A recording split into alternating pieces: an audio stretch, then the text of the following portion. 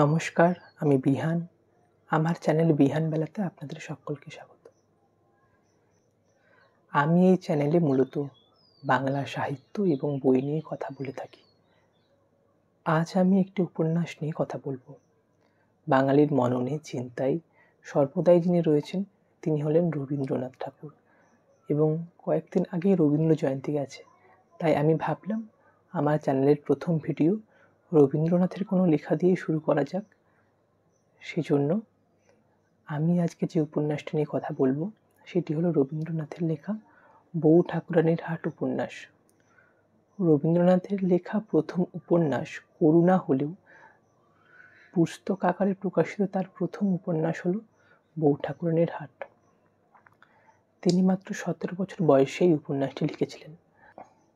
তিনি তার দাদা জ্যোতিরিন্দ্রনাথ ঠাকুর এবং নতুন বৌঠান কাদম্বরী দেবীর সাথে চন্দননগরের বাগান বাড়িতে থাকাকালীন এই উপন্যাসটি লেখা শুরু করেন, এবং তারই দাদার সম্পাদনায় ভারতী পত্রিকাতে 1288 বঙ্গাব্দে এই উপন্যাসটি প্রকাশিত হয়, এবং তার পরের বছর অর্থাৎ 1289 বঙ্গাব্দে এবং 1883 খ্রিস্টাব্দে উপন্যাসটি পুস্তক আকারে প্রকাশিত হয়।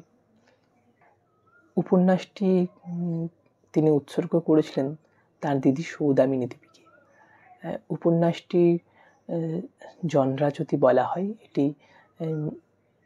মূলত একটি ঐতিহাসিক উপন্যাস, এবং উপন্যাসের মূল চরিত্র তিনি হলেন 12 ভূঁইয়াদের মধ্যে অন্যতম যশোরের রাজা প্রতাপাদিত্য।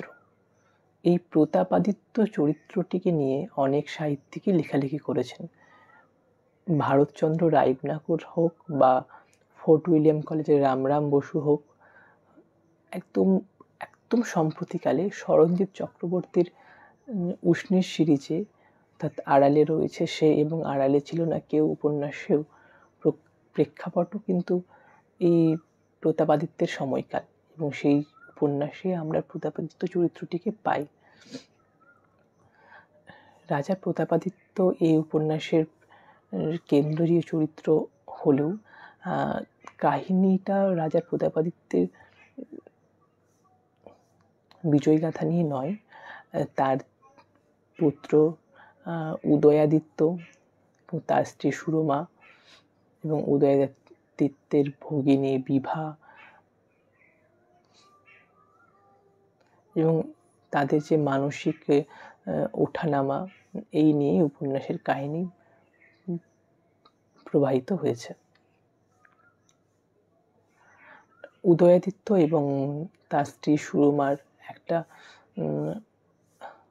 আদর্শ দাম্পত্য সম্পর্ক আমরা এই উপন্যাসের প্রথমেই লক্ষ্য করি। তারপর উদয়াদিত্যের ভগিনী বিভা, তার স্বামী, তার বিয়ে হওয়া, বিয়ের পরেও তাকে শ্বশুর বাড়ি ছেড়ে বাপের বাড়িতে চলে আসা, সে চাইলেও স্বামীর কাছে যেতে পারে না তার আত্মসম্মানের জন্য।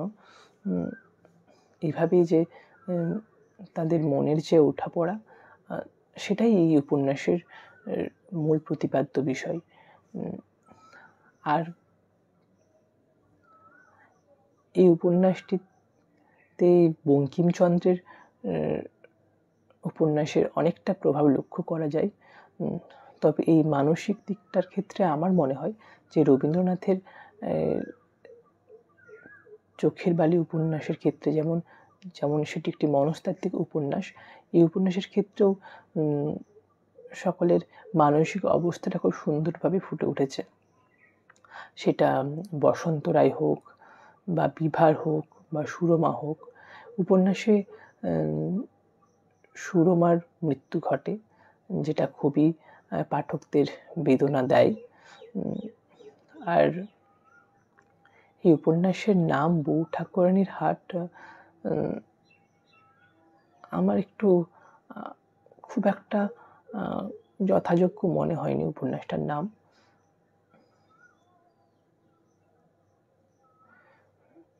এবং উপন্যাসটির এর শেষে আমরা একটি চরিত্র অর্থাৎ মঙ্গলা নামে একটি চরিত্র রয়েছে। এই চরিত্রটির পরিণতি কী হয় সেটা জানার জন্য পাঠক উদগ্রীব থাকে, কিন্তু সেই চরিত্রটির কী হয় শেষ পর্যন্ত সেটা আর জানা যায় না।